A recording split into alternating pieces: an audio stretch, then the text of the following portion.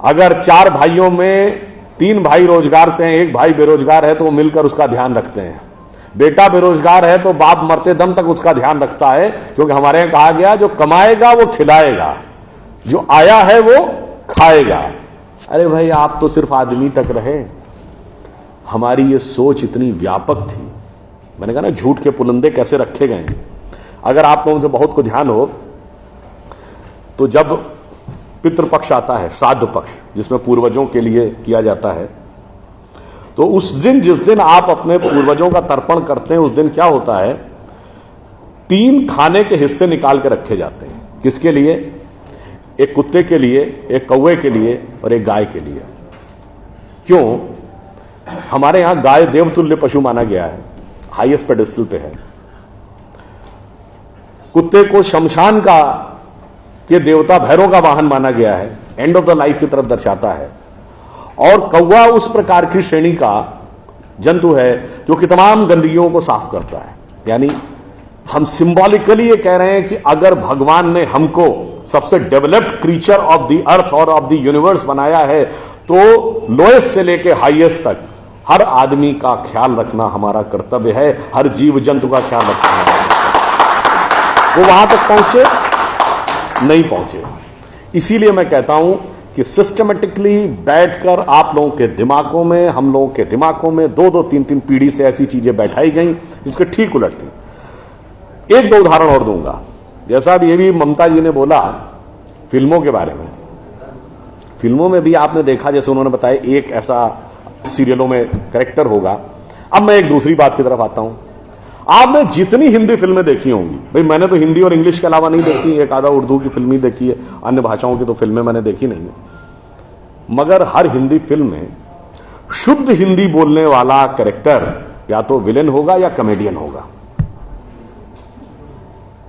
ये धीरे धीरे हमारे दिमाग में बैठ गया। हीरो क्या बोलेगा? 60, 70 और 80 के दशक तक उर्दू मिक्स्ड हिंदी बोलता था, पिछले 20 साल से इंग्लिश मिक्स्ड हिंदी बोलेगा।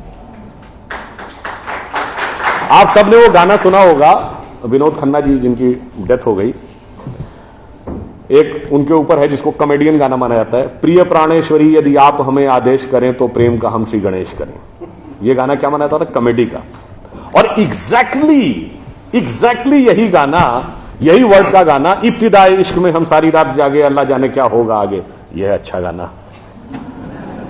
और इतना ही नहीं, जी हाल मुस्किन मुगम्बु रंजिश बहार हिजरा में सारा दिल है, इसमें दिल के अलावा कुछ समझ में आया नहीं। हिंदी के शब्द आ जाए, अरे साहब बड़ी कठिन हिंदी, बड़ी क्लिष्ट हिंदी, कहां से ले आए? अगर साफ साफ उर्दू भी बोल दिया, ये कहां ले आए? अंग्रेजी मिक्स्ड होना चाहिए।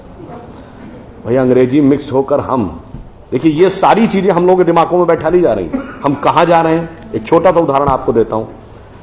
मैं किसी भाषा के प्रति सम्मान या असम्मान नहीं व्यक्त करना चाहता, एक तथ्य सामने रखना चाहता हूं।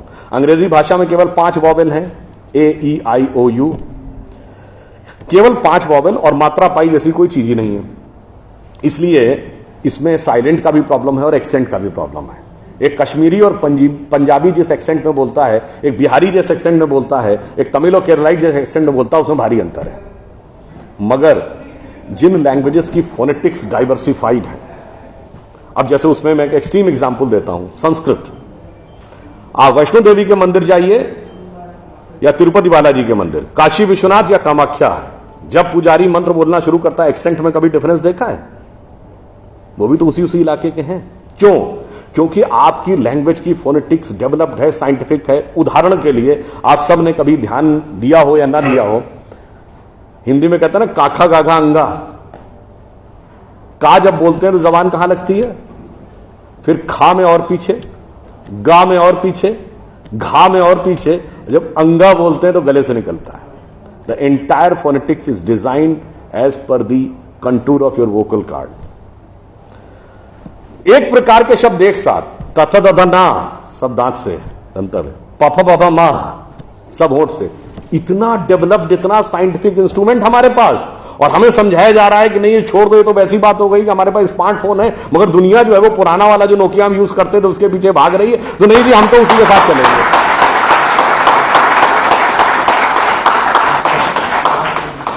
अंत में मैं एक बात और कहना चाहूंगा, हमें एक ये समझाया जाता है साइंटिफिक नहीं है, हम लोग साइंटिफिक नहीं है। साइंटिफिक एटीट्यूड से चलना चाहिए। मान लिया साहब, बिल्कुल साइंटिफिक एटीट्यूड से चलना चाहिए। मैं एक छोटी सी बात पूछना चाहता हूं। अभी एक विवाद आ गया, तो उस विवाद पर नहीं जाना चाहता। जो वो हज का सब्सिडी खत्म हुई तो कुंभ मेले का विषय आ गया। कुंभ मेला हम सब जानते हैं। कुंभ मेले का एक एस्पेक्ट आप लोगों ने कभी ध्यान दिया है? कुंभ मेला कितने साल में एक बार पड़ता है? 12 साल में। 12 साल में एक बार क्यों पड़ता है? क्योंकि वो जुपिटर की साइकिल पर आधारित है। बृहस्पति ग्रह हर 12 वर्ष के बाद अपना एक चक्कर पूरा करके उसी राशि में दोबारा आता है, इसलिए कुंभ मेला 12 वर्ष में एक बार पड़ता है। हजारों सालों से चला आ रहा है, ठीक है। तो इसका मतलब हमको पता था ना कि बृहस्पति की साइकिल 12 साल की है। इनको तो अभी 100 साल पहले पता चला कि बृहस्पति की साइकिल 12 साल की है। और उसके बाद हमको समझा दिया जाता है नहीं साहब हम अनसाइंटिफिक थे। अब आप एक और बड़ी मजेदार बात देख लीजिए। सूर्य ग्रहण और चंद्र ग्रहण पड़ता है तो उसका डेट और टाइम कौन तय करता है? सरकार घोषणा करती है ना, टीवी पे आता है, रेडियो पे आता है, अखबार में आता है। किस बेस पे आता है? नासा की फिजिकल ऑब्जर्वेटरी बताती है कि फलां तारीख को इतने बज के इतने मिनट पे सूर्य ग्रहण या चंद्र ग्रहण पड़ेगा, सोलर इक्लिप्स और ल्यूनर इक्लिप्स।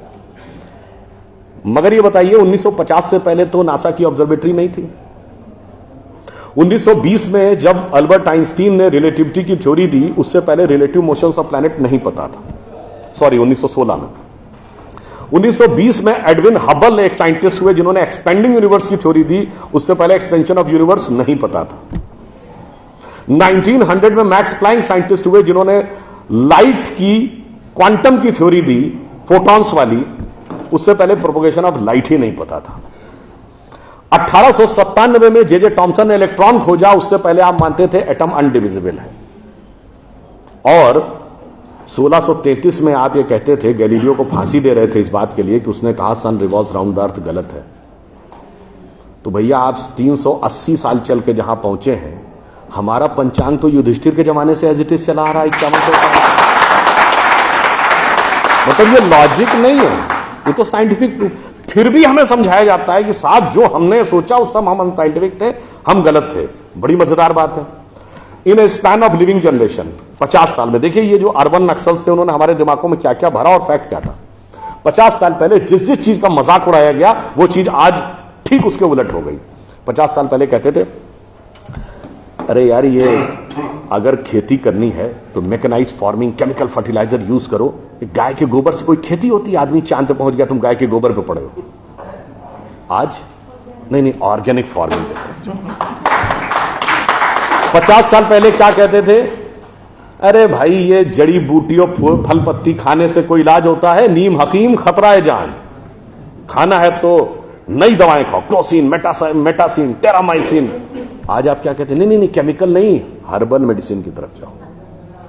ठीक, आज से केवल 50 साल पहले आप ये कहते थे, जब हम कहते थे पेड़ों की रक्षा करो, जंगल की रक्षा करो, पहाड़ की रक्षा करो, कहते थे this is the reminiscence of a primitive tribal civilisation. आज 1992 के रियो डी जेनेरो से लेकर 2009 के कोपेनहेगन से लेकर 2016 के पेरिस तक आप कहते हैं नेचर फ्रेंडली डेवलपमेंट करो। भैया सब कुछ उलटता जा रहा है। जो हमने कहा, जिसका आपने मजाक उड़ाया, वो सब कुछ सही होता जा रहा। अब मैं एक और बात कहूंगा जिसका कि बहुत मजाक उड़ाया गया, शायद हम लोग कभी ध्यान नहीं देते। भारत में यह कहा जाता था कि ज्ञान प्राप्त करना है तो ध्यान लगाओ। संत महात्मा जाके गुफा में ध्यान लगाते थे, पीर फकीर जाके कहते थे इल्हाम हो जाएगा। लोग कहते थे क्या बेवकूफ है, हाउ इज इट पॉसिबल? ऐसा कहीं हो सकता है क्या कि जाके ध्यान लगाया और ज्ञान प्राप्त हो गया?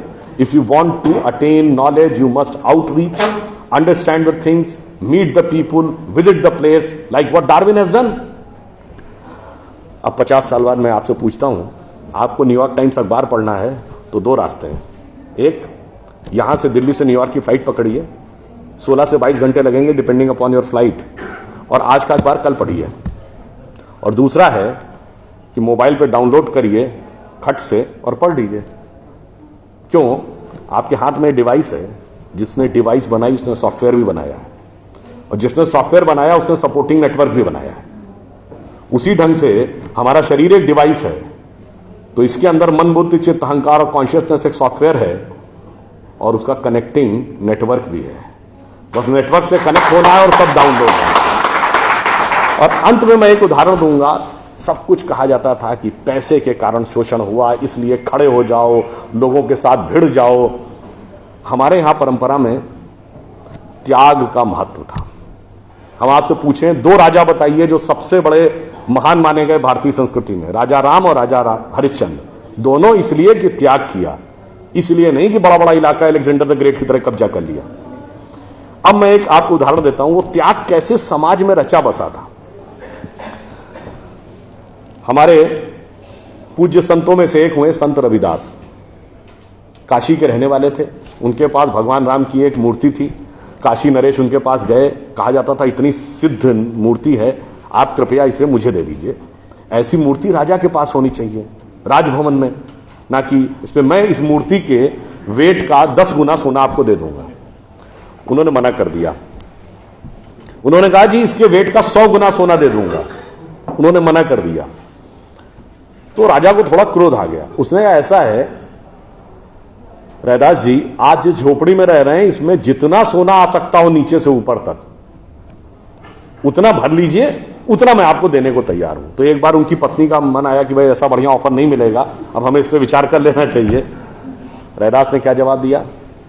एक मोरो राम नाम धन, एक मोरी आशा, ऊ धन आई है ई चले गई हैं, ना चाहे भगत रैदासा। मना कर दिया। रैदास जी क्या थे? वो जूते बनाते थे, आज की परिभाषा के अनुसार दलित थे। अब आप आइए, संत कबीर जुलाहा थे, आज की परिभाषा के अनुसार ओबीसी। जब उन्होंने, उनके बेटे ने भगवान के भजन के बजाय पैसा कमाना शुरू किया तो कबीर ने क्या कहा? उनके बेटे का नाम था कमाल। उन्होंने कहा बूढ़ा वंश कबीर का, उपजा पूत कमाल, और हरि का भजना छोड़ के घर ले आया माल। यानी उन्होंने उसको डिस्कार्ड किया। आप त्याग में रह के दिखाएंगे। अब आप आइए, मीराबाई राज परिवार की थी आज के हिसाब से, फॉरवर्ड। और उन्होंने क्या कहा? पायो जी मैंने राम रतन धन पायो, और जन्म जन्म की पूंजी पाई बाकी सबे लुटायो। उन्होंने भी पैसे की तरफ नहीं रहा। और अंत में ये सब एक ही कंटेम्परेरी है, तुलसीदास जिन्होंने रामचरितमानस लिखी, वो ब्राह्मण थे, फॉरवर्ड आज के जमाने के हिसाब से। कहा जाता अकबर उनके पास गए। अकबर ने कहा कि आप हमारे दरबार में आकर स्थान ग्रहण करिए, हम आपको 60,000 की मनसबदारी देंगे। उस जमाने में मनसबदारी एक रैंक होती थी।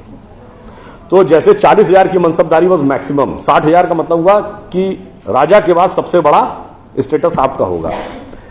तो तुलसी ने क्या जवाब दिया? हम तो सेवक राम के हियो धरो दरबार, हमारे तो हृदय में भगवान राम का दरबार धरा हुआ है। तुलसी का अब होएंगे नर के मनसबदार।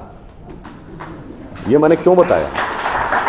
जो बातें ये अर्बन नक्सलिस्ट समझाते हैं कि शोषण किया गया, कैपिटलिज्म किया गया, अगर मार्क्स ने कहा धर्म एक अफीम है जो गरीबों को पिला दी जाती है ताकि अमीर उस पर हुकूमत करता रहे, पर यहां ऐसा नहीं था। मैंने दिखाया समाज का निचला वर्ग हो, मध्यम वर्ग हो, उच्च वर्ग हो, राज करने वाला वर्ग हो, सबने कहा जो त्याग करेगा वो महान होगा। इसीलिए हमारे यहां महात्मा गांधी महान हुए, ना कि प्रधानमंत्री रहने वाले नेहरू महान। तो इसलिए मैं अंत में ये कहूंगा आप सभी लोगों से कि ये जो मायावी रावण साधु का वेश बना के आता है, सूक्ष्म दृष्टि से इसको समझिए और आश्वस्त रहिए कि वो चाहे कितना भी मायावी हो, अंत में विजय हमारी ही होगी, क्योंकि हम आज दुनिया के यंगेस्ट नेशन है। जैसा अभी नलपत जी ने कहा ना कि भाई people like us we are in minority. हम देश दुनिया के सबसे युवा देश हैं, यह सत्य है, मगर यह अर्ध सत्य है। हम सबसे युवा देश और सबसे प्राचीन सभ्यता है। We are the youngest nation and the oldest civilisation. तो एक गौरवशाली हमारा भूतकाल है और एक शानदार भविष्य है जो हमारी प्रतीक्षा कर रहा है। बस बीच के इस माया के प्रपंचों को से हम बचे रहें तो कहीं कोई संदेह नहीं। एक पंक्ति कहकर समाप्त करूंगा कि गौरवशाली था भूत, भविष्य भी महान है, अगर संभालें आप उसे जो वर्तमान है। धन्यवाद।